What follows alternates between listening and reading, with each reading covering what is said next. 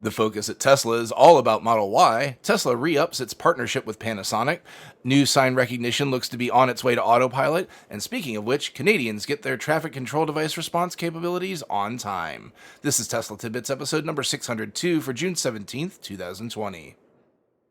This show is sponsored by my supporter Richard. If you're in the market for a new Tesla, please consider using his referral code. Ask your salesperson to use code Richard174 or go direct to the web link ts.la/Richard174 and pick up a 1,000-mile supercharging credit for your new vehicle.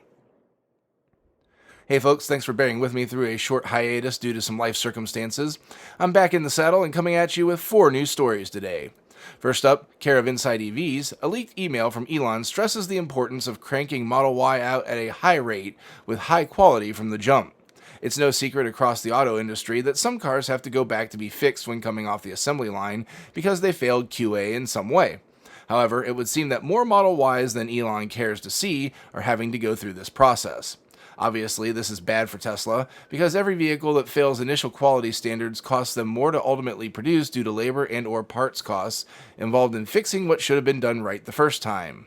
Also, apparently conditions in the tent known as GA4 apparently aren't all that great, as Elon has noted in the same message that they're working on improving conditions on the line. Here's his email in full. Quote, "It is extremely important for us to ramp up Model Y production and minimize rectification needs. I want you to know that it really makes a difference to Tesla right now. Model Y, especially GA, is the top priority for both production and manufacturing engineering. GA4 is also top priority for facilities improvements. For those working in GA4, thank you for bearing with tough conditions. We'll get better fast. I will be walking the line personally every week. We are doing reasonably well with S, X, and 3, but there are production and supply chain ramp challenges with Model Y, as is always the case for new products.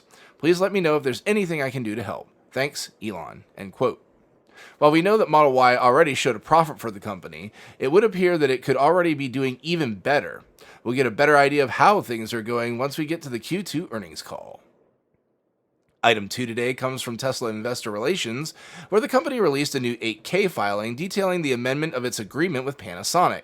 From the filing, the two companies have changed the General Terms and Conditions Agreement, updating it for the first time since October 2014.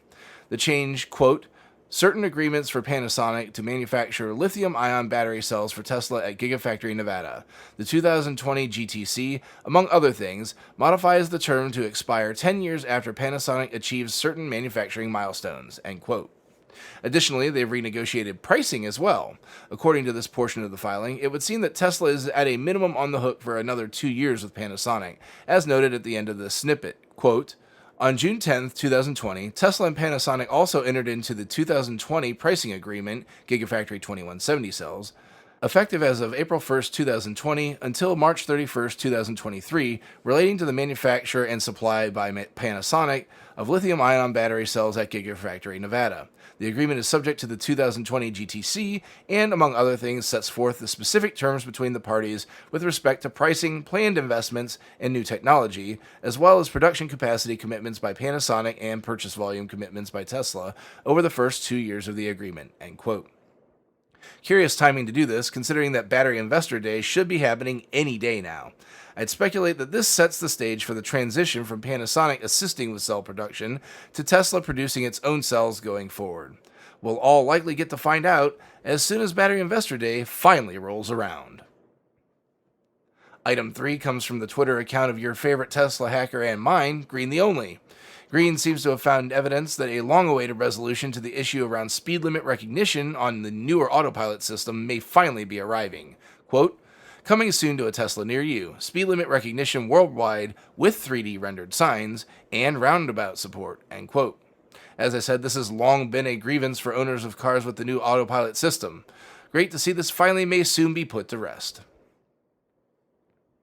Last item today comes from Trevor over at Tesla Owners Online. He just wanted to point out that our friends in Canada now have traffic control device response capabilities, and that for once, Elon time was on time. Quote, "PSA 2020.20.13 for Canada includes the FSD stoplight and Stein control.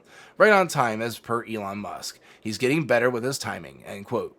Congrats, Canadians. Now, if we can just get the rest of the world up to speed. I hear you, Europeans. I know you're still waiting. That'll do it for today's show. Thanks to all my patrons supporting the show at patreon.com/Tesla Tidbits. And as always, a special shout out to all the super patrons supporting the show at the $10 plus level.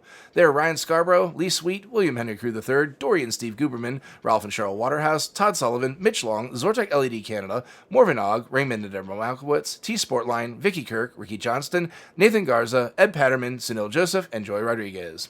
If you have feedback for me, the best way to be heard is to tweet at Tesla Tidbits and use the hashtag AskTeslaTidbits if you'd like your question to be considered for the show. Until next time, keep it charged and hit the road.